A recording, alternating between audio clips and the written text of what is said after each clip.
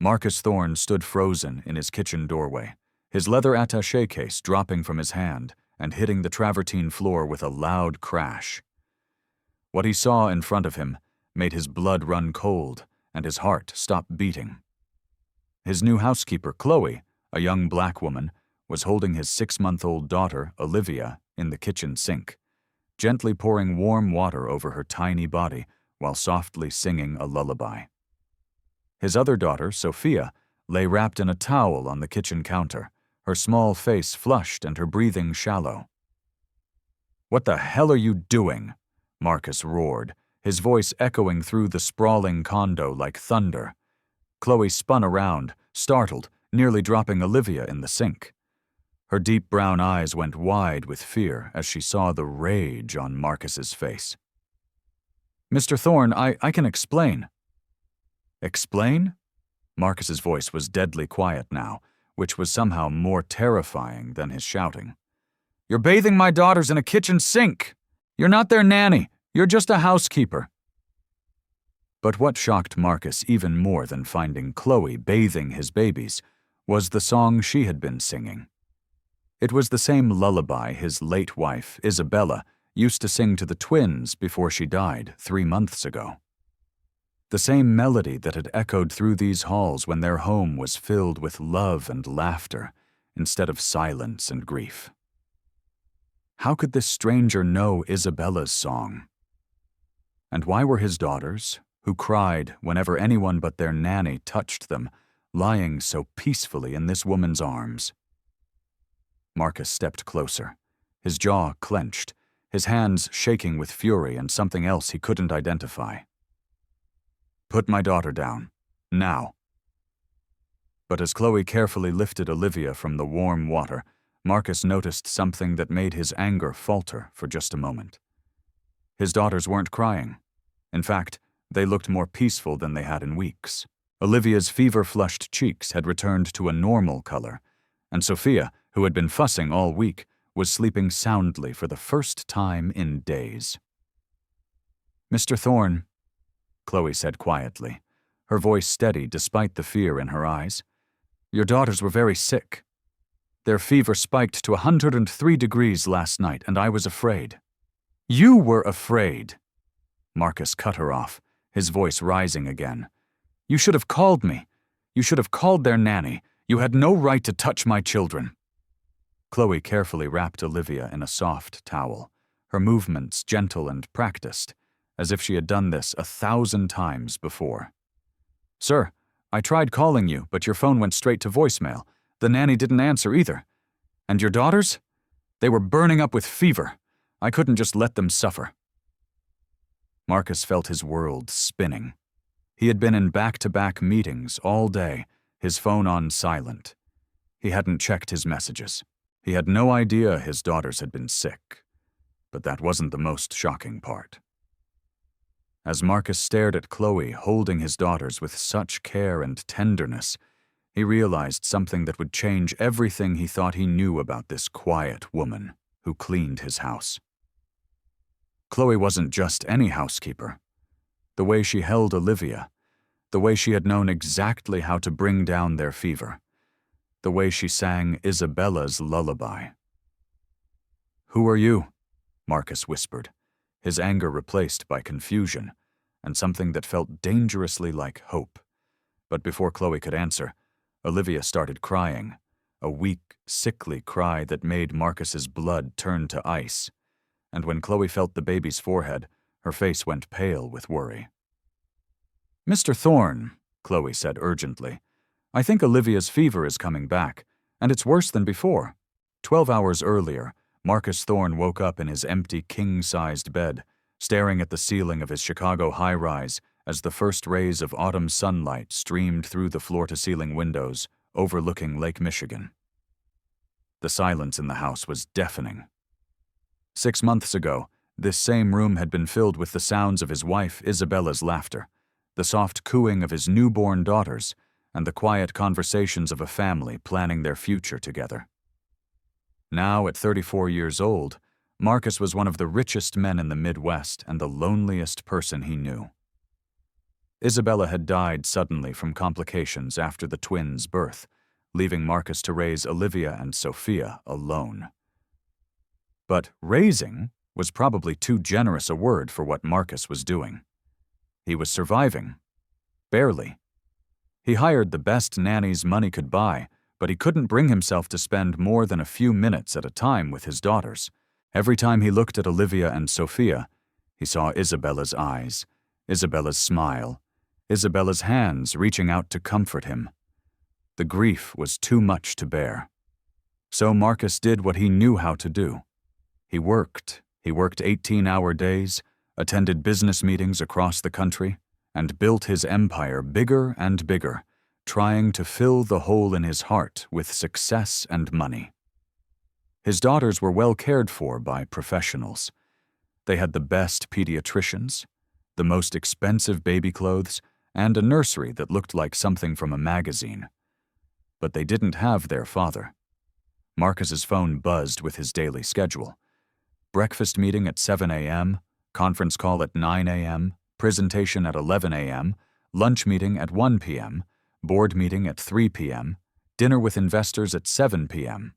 Another day where he wouldn't see his daughters awake. As Marcus got dressed in his expensive suit, he caught a glimpse of himself in the mirror. He looked successful, powerful, and completely empty inside. "Good morning, Mr. Thorne," said Mrs. Rodriguez, his longtime housekeeper, as Marcus grabbed his coffee and attaché case from the kitchen. "The babies had a restless night. Elena thinks they might be coming down with something." Elena was the twins' nanny, a kind woman in her 50s who had been taking care of Olivia and Sophia since they came home from the hospital. "Call the pediatrician if their symptoms get worse," Marcus said without looking up from his phone. "I'll be in meetings all day." Mrs. Rodriguez frowned. "Sir, maybe you should—" "I have to go," Marcus interrupted, already heading toward the door. "Handle whatever needs to be handled." As Marcus left his high-rise, he had no idea that this would be the day everything changed. He had no idea that the new housekeeper he had barely noticed would turn his world upside down. And he had no idea that by the time he came home, his daughters' lives would be hanging in the balance. Khloe Washington arrived at the Thorne residence at 6 a.m., carrying a small bag and wearing the simple gray uniform that all the household staff were required to wear. At 28 years old, the young black woman was quiet, hard-working, and desperately in need of this job. Khloe had been hired just 1 week ago to replace Mrs. Rodriguez's assistant. The pay was good, the work wasn't too difficult, and most importantly, the Thorne family seemed to mind their own business. Khloe needed a job where no one would ask too many questions about her past. What the Thornes didn't know was that Khloe Washington wasn't really a housekeeper at all. 2 years ago, she had been a nursing student at Northwestern University, just 6 months away from graduating with her degree in pediatric nursing. But then her little brother David had been diagnosed with severe autism, and Khloe's world had fallen apart. David was only 8 years old and needed constant care. Their parents had died in a car accident when Khloe was 18, leaving her as David's only family. Khloe had dropped out of nursing school, used all her savings to pay for David's treatment, and worked 3 jobs to keep them afloat. For 2 years, Khloe had dedicated her life to taking care of David. She learned everything she could about autism, about childhood development, about medical care for special needs children. David became the center of Khloe's universe. He was brilliant and funny and sweet, and Khloe would have done anything to protect him. But 6 months ago, David had died suddenly from complications related to his condition. Khloe had been with him at the hospital, holding his hand and singing the lullabies their mother used to sing when he took his last breath. After David's death, Khloe felt like she had lost her purpose in life. She couldn't go back to nursing school. The memories were too painful. She couldn't stay in their old apartment. Everything reminded her of her brother. So Khloe had moved to Chicago, changed her name, and started over as a domestic worker. It wasn't the life she had planned, but it was a way to survive. On her first morning at the Thorne residence, Khloe was given a tour of the house by Mrs. Rodriguez. "Mr. Thorne is very private," Mrs. Rodriguez explained as they walked through the elegant rooms. "He works long hours and doesn't like to be disturbed. The twins have their own nanny, Elena, so you won't need to worry about childcare duties." "How old are the babies?" Khloe asked, curious despite herself. 6 months, twin girls, Olivia and Sophia. Their mother died shortly after they were born. Mrs. Rodriguez's voice was sad. "Mr. Thorne, he's had a very difficult time. He loves his daughters, but I think being around them reminds him too much of his wife." Khloe's heart ached for this family she hadn't even met yet. She knew what it was like to lose someone you loved more than life itself. As they passed the nursery, Khloe caught a glimpse of 2 beautiful baby girls sleeping in matching cribs. They had dark hair like their father, and the sweetest little faces Khloe had ever seen. Something deep in Khloe's chest stirred, a feeling she hadn't experienced since David died. The instinctive need to protect and care for vulnerable children. "They're beautiful," Khloe whispered. "Yes, they are," Mrs. Rodriguez agreed. "But please remember, Mr. Thorne is very particular about who interacts with his daughters. Only Elena is authorized to care for them." Khloe nodded, but she couldn't shake the image of those 2 tiny girls from her mind. For the first week, Khloe followed the rules perfectly. She cleaned the house, did laundry, prepared meals, and stayed out of everyone's way. She saw Mr. Thorne only in passing. He left early and came home late, always on his phone, always rushing to the next meeting. Khloe barely saw the babies either.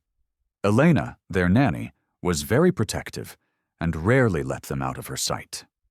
When Khloe did catch glimpses of Olivia and Sophia, they seemed fussy and unhappy, crying more often than sleeping. But Khloe couldn't help noticing things. She noticed that Mr. Thorne never held his daughters.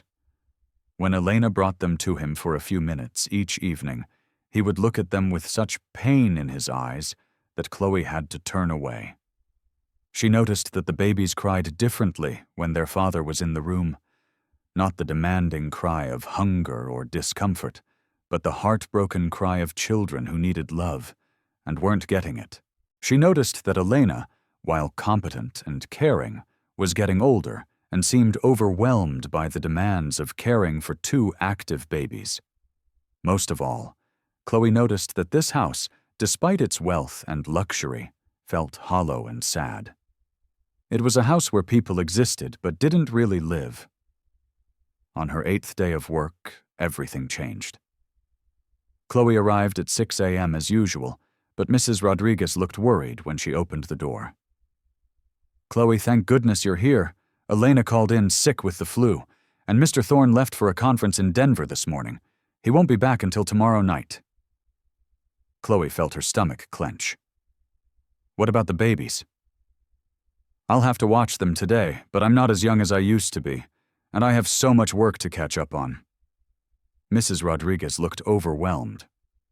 "I can help," Khloe offered immediately. "I'm good with children." Mrs. Rodriguez hesitated. "Mr. Thorne was very clear that only Elena should care for the—" "But Elena isn't here, and the babies need someone," Khloe pointed out gently. "I'll just help you keep an eye on them. Nothing more." Reluctantly, Mrs. Rodriguez agreed. For the first few hours, everything went smoothly. Olivia and Sophia were fussy, but manageable. Khloe helped Mrs. Rodriguez with feedings and diaper changes, and she was amazed by how natural it felt to hold these beautiful babies. But around noon, things started going wrong. Olivia began crying inconsolably, her little face turning red and hot. Sophia followed suit, and soon both babies were screaming with an intensity that made Khloe's heart race. "They feel warm," Mrs. Rodriguez said worriedly, feeling their foreheads. "I think they have fevers." Khloe took Olivia in her arms and immediately knew something was seriously wrong. The baby's skin was burning hot, and her crying had a desperate, pained quality that Khloe recognized from her time caring for David. "Mrs. Rodriguez, we need to take their temperature right away." When the thermometer read 103 degrees for both babies, Khloe felt panic rising in her chest. "We need to call Mr. Thorne," Mrs. Rodriguez said, reaching for her phone. But Mr. Thorne didn't answer. His phone went straight to voicemail. "He's probably in meetings," Mrs. Rodriguez said anxiously. "I'll try Elena." But Elena didn't answer either. She was too sick with the flu to even come to the phone. For the next several hours, Khloe and Mrs. Rodriguez tried everything they could think of to bring down the babies' fevers. They gave them infant Tylenol, used cool washcloths, and tried to keep them hydrated. But nothing worked. If anything, the babies seemed to be getting worse. By 6 p.m., Khloe was terrified. Olivia and Sophia were listless and barely responsive. Their breathing was labored, and their fevers remained dangerously high. "Mrs. Rodriguez," Khloe said urgently, "I think we need to take them to the hospital." "But Mr. Thorne, he didn't authorize—" "Mrs. Rodriguez, these babies could be seriously ill. We can't wait for permission." But just as Khloe was reaching for her phone to call 911, she heard the sound of the front door opening. "Hello?"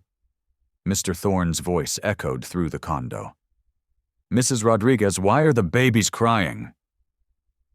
Khloe felt relief and terror wash over her at the same time. Mr. Thorne was home early, but how was she going to explain why she was caring for his daughters when he had specifically forbidden it? "He's going to fire me," Khloe whispered to Mrs. Rodriguez. "Just explain what happened," Mrs. Rodriguez whispered back. "He'll understand." But Khloe wasn't so sure. From what she had observed, Mr. Thorne was a man who valued control and rules above all else. Finding his housekeeper caring for his children without permission was not going to go over well. As Marcus's footsteps approached the kitchen, Khloe made a desperate decision. The babies' fevers were still dangerously high, and she knew from her medical training that they needed immediate cooling. A lukewarm bath could bring their temperatures down quickly and safely. So Khloe filled the kitchen sink with lukewarm water, the fastest option available, and gently lowered Olivia into the water, while Sophia lay wrapped in a damp towel on the counter. As the warm water touched Olivia's fevered skin, the baby's crying began to quiet. Her breathing became less labored, and some of the frightening redness left her cheeks. Khloe began to sing softly, the same lullaby her mother used to sing to her and David when they were sick. It was a song about angels watching over children, about love that never dies, about being safe even when the world felt scary.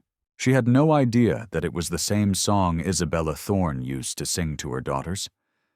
For just a moment, as Olivia's fever began to break, and Sophia's breathing became easier, Khloe felt like she was doing what she was meant to do. She felt like she was honoring David's memory by caring for these precious babies who needed her. But then she heard the crash of an attaché case hitting the floor, and her world exploded. "What the hell are you doing?" Marcus Thorne stood in the doorway like an avenging angel, his face twisted with rage and disbelief. His expensive suit was wrinkled from travel, his hair was disheveled, and his eyes were wild with emotion. Khloe had never seen anyone look so terrifying and so heartbroken at the same time. As Marcus stepped closer, his voice dropping to that deadly quiet tone that made Khloe's blood freeze, she realized that her worst nightmare was coming true. She was about to lose this job, just like she had lost everything else that mattered to her. But more importantly, she was about to be separated from two babies who desperately needed medical attention. And as Olivia's temperature began to spike again, and Sophia's breathing became more labored, Khloe realized that this wasn't just about her job anymore. This was about saving two innocent lives, and she would fight Marcus Thorne himself if that's what it took to protect his daughters. "Mr. Thorne," Khloe said urgently, still holding Olivia in her arms as the baby's breathing became more shallow. "We need to get your daughters to a hospital right now. Olivia's fever is spiking again, and I'm seeing signs of dehydration and possible infection." Marcus stared at her in shock. "Signs of what? You're a housekeeper. How would you know anything about—" "Because I'm not just a housekeeper," Khloe interrupted, her voice breaking with desperation. "I was 6 months away from graduating with a degree in pediatric nursing before I had to drop out. Your daughters are showing classic symptoms of a serious bacterial infection, and if we don't get them medical attention in the next hour, they could go into septic shock." The kitchen fell silent, except for Olivia's weak crying and Sophia's labored breathing. Marcus felt like the ground was shifting beneath his feet. You're a nurse." "I was training to be one," Khloe said, gently placing Olivia back in the lukewarm water to bring her temperature down. "Mr. Thorne, I know you're angry with me, and I know you don't trust me, but right now your daughters need medical care, and I'm the only person here who knows what to do, until we can get them to a doctor." Marcus looked at his daughters, really looked at them, for the first time in weeks.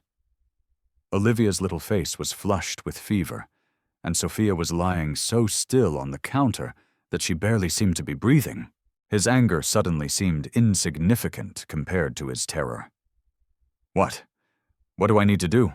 Marcus asked, his voice barely a whisper. "Call 911 and tell them we have 2 6-month-old infants with high fevers and signs of infection. Ask for an ambulance immediately," Khloe said, her voice calm and professional now. "Then help me keep their temperatures down until the paramedics arrive." As Marcus fumbled for his phone with shaking hands, he watched Khloe work with a skill and confidence that took his breath away. She checked the baby's pulses, examined their eyes and mouths, and monitored their breathing patterns like she had been doing it her whole life. 911, what's your emergency?" "I need an ambulance," Marcus said, his voice cracking. "My twin daughters are 6 months old, and they have high fevers. The woman here says they might have an infection." "What's their current temperature, sir?" Marcus looked at Khloe, who was taking Olivia's temperature again. 104. 2 degrees, Khloe called out. "Both babies, and they're showing signs of dehydration, lethargy, and possible respiratory distress." The 911 operator's voice became more urgent. "Sir, we're dispatching an ambulance immediately. In the meantime, try to keep the babies cool and comfortable. Is there a medical professional with you?" Marcus looked at Khloe, who was now gently bathing Sophia in the sink while humming softly to keep the baby calm. "Yes," Marcus said quietly. "There is." For the next 20 minutes, while they waited for the ambulance, Khloe worked tirelessly to stabilize Olivia and Sophia. She alternated between cooling baths, monitoring their vital signs, and keeping them hydrated with small amounts of water and baby formula. Marcus watched in amazement as this woman he had dismissed as just a housekeeper transformed into a skilled medical professional before his eyes. "Khloe," he said quietly as she checked Sophia's pulse, "the song you were singing when I came in, how do you know that lullaby?" Khloe looked up at him with tears in her eyes. "My mother used to sing it to me and my little brother when we were sick. It's about angels watching over children and keeping them safe." Marcus felt his breath catch in his throat. "My wife, she used to sing that same song to the twins." "I know," Khloe said softly. "Mrs. Rodriguez told me about your wife's death. I'm so sorry for your loss." For a moment, Marcus felt the wall he had built around his heart crack just a little bit. "Khloe, why didn't you tell me you had medical training when I hired you?" Khloe was quiet for a long moment, focusing on keeping Olivia's temperature stable. "Because I was afraid you wouldn't hire me if you knew the truth," she finally said. "And because I wasn't sure I could ever work with children again after what happened to my brother." "What happened to your brother?" Khloe's hands stilled for a moment, and Marcus could see the pain flash across her face. His name was David. He was 8 years old and had severe autism. I dropped out of nursing school to take care of him full-time. He was everything to me, my whole world. Khloe's voice broke slightly. He died 6 months ago from complications related to his condition. I was with him at the hospital, and I couldn't save him. Marcus felt his heart break for this woman who had suffered so much loss. Khloe, I'm so sorry. After David died, I thought I would never be able to work with children again. The pain was too much. But when I saw your daughters today, burning up with fever and no one else around to help them. Khloe looked up at Marcus with tears streaming down her face. I couldn't just stand by and do nothing. They needed me. Just then, the sound of sirens filled the air, and paramedics rushed into the kitchen. What do we have? The lead paramedic asked, immediately going to work checking the baby's vital signs. Twin 6-month-old females with fevers of 104 degrees, signs of dehydration, and possible bacterial infection, Khloe reported professionally. I've been doing cooling baths to bring their temperatures down, and they've been somewhat responsive to the treatment. The paramedic looked at Khloe with respect. Are you a nurse? Pediatric nursing student, Khloe replied. I've been monitoring their condition for the past 4 hours. Good work, the paramedic said. Your quick thinking probably prevented these babies from going into crisis. As the paramedics prepared to transport Olivia and Sophia to the hospital, one of them turned to Marcus. Sir, you're lucky this woman was here. If these babies had gone much longer without proper care, we could have been looking at a very different outcome. The next several hours were a blur of doctors, tests, and worried waiting. Marcus sat in the pediatric intensive care unit, watching through a window as medical staff worked to stabilize his daughters. Khloe sat beside him, still wearing her simple gray housekeeper's dress, but Marcus no longer saw her as just household help. He saw her as the woman who had saved his daughters' lives. Mr. Thorne. Dr. Evans, the attending pediatrician, approached them with test results. I have good news. Olivia and Sophia have bacterial infections, but we caught them early enough that they should make a full recovery with antibiotics. Marcus felt relief wash over him like a wave. They're going to be okay? Yes, but I have to tell you, if you had waited even a few more hours to bring them in, this could have been much more serious. Whoever was caring for them did an excellent job managing their symptoms and keeping them stable. Dr. Evans looked at Khloe. The paramedic said you have medical training? I was in nursing school, Khloe said quietly. Pediatric specialty. Well, your knowledge and quick thinking likely saved these babies' lives. Their father is very fortunate to have someone with your skills caring for his children. Marcus looked at Khloe with a mixture of gratitude and something else he couldn't quite identify. Doctor, Marcus said, how long will they need to stay in the hospital? Just overnight for observation. They should be able to go home tomorrow if their fevers stay down and they respond well to the antibiotics. As Dr. Evans left, Marcus and Khloe sat in comfortable silence for the first time since they had met. Khloe, Marcus said finally, I owe you an apology and an explanation. Khloe looked at him curiously. When I saw you with my daughters today, I reacted with anger because I was terrified, not of you, but of myself. Marcus ran his hands through his hair, struggling to find the words. I've been avoiding Olivia and Sophia since their mother died because every time I look at them, I see Isabella and the guilt. The guilt of losing her is so overwhelming that I can barely function. Mr. Thorne, please let me finish, Marcus said. Isabella died because she was driving to pick up a surprise for my birthday when the accident happened. If I hadn't been so focused on work, if I had just come home early that day like she asked me to, she would still be alive. Khloe's eyes filled with tears. Mr. Thorne, you can't blame yourself for what happened, Accidents are just that, accidents. But I've been punishing Olivia and Sophia for my guilt. I've been so afraid of losing them that I haven't even tried to be their father. And today, when I saw you caring for them with such love and skill, I realized how much I've failed them.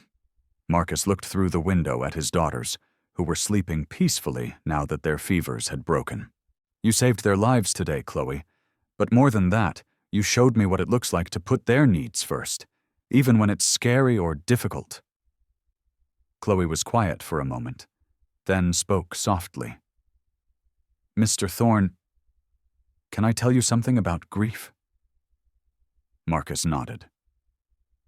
When my brother David died, I thought the best way to honor his memory was to never risk loving another child again.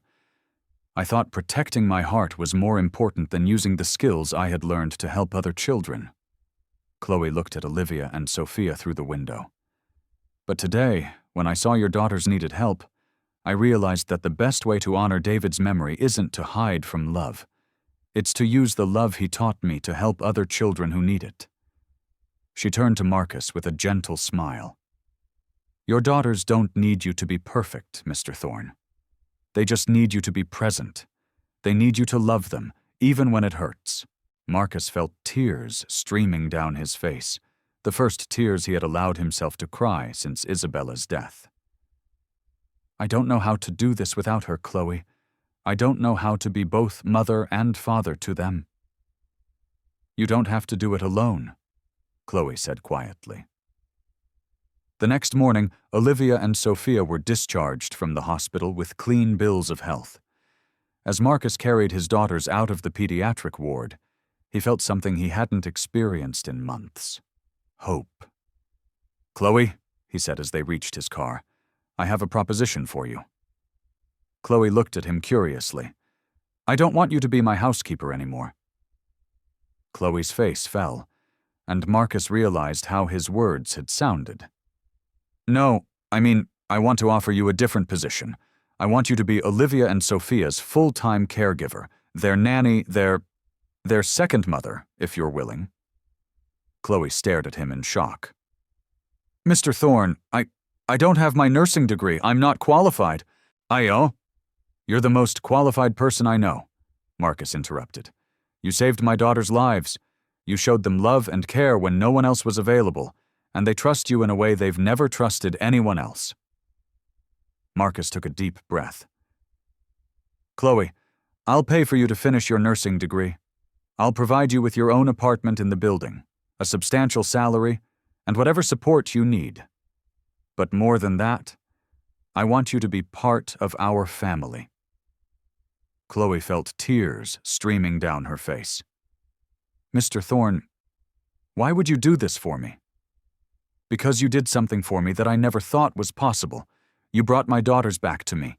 You showed me that it's okay to love them even though I'm scared of losing them. Marcus looked down at Olivia and Sophia, who were sleeping peacefully in their car seats.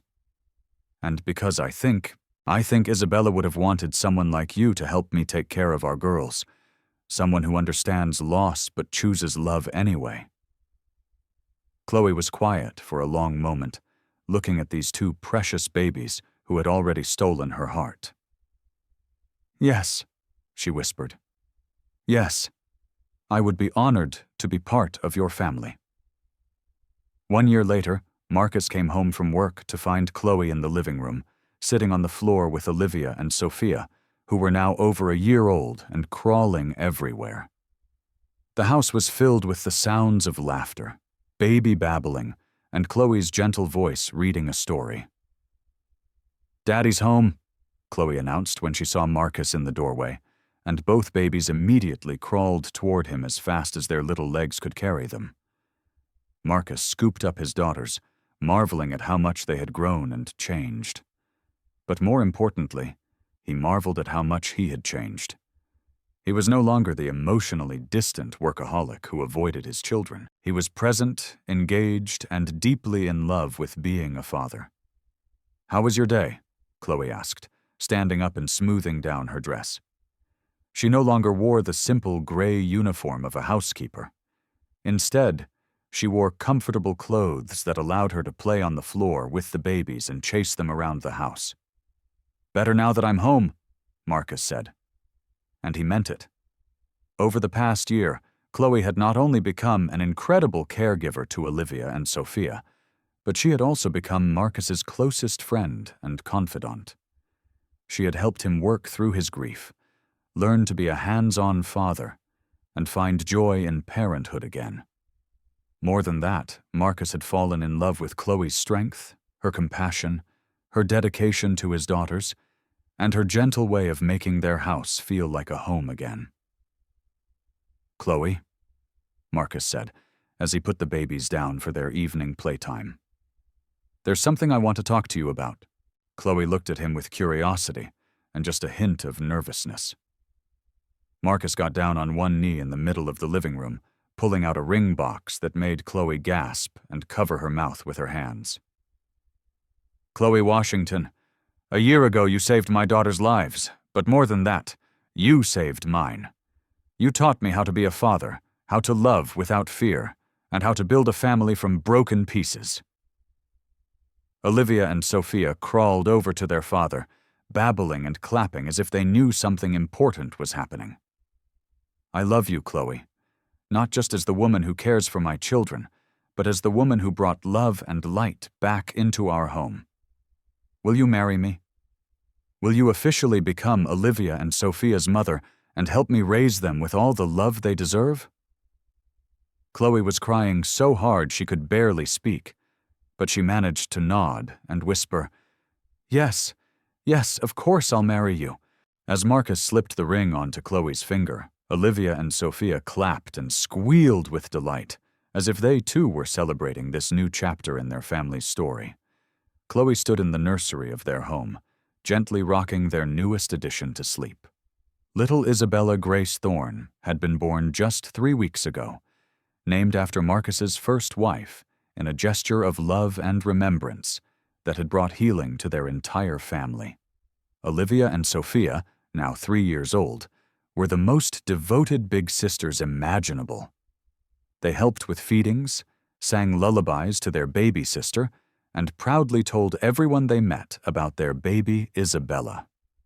"She's beautiful," Marcus said softly, coming up behind Khloe and wrapping his arms around her waist. "She looks just like her sisters did at this age," Khloe replied, smiling down at the sleeping baby. "And she's lucky to have the best mother in the world taking care of her." Khloe leaned back against Marcus's chest, marveling at how different their lives were now compared to that terrifying day when she had been caught bathing Olivia and Sophia in the kitchen sink. That day had changed everything for both of them. It had forced Marcus to confront his grief and his fear of being vulnerable. It had given Khloe a second chance at the career and family she thought she had lost forever.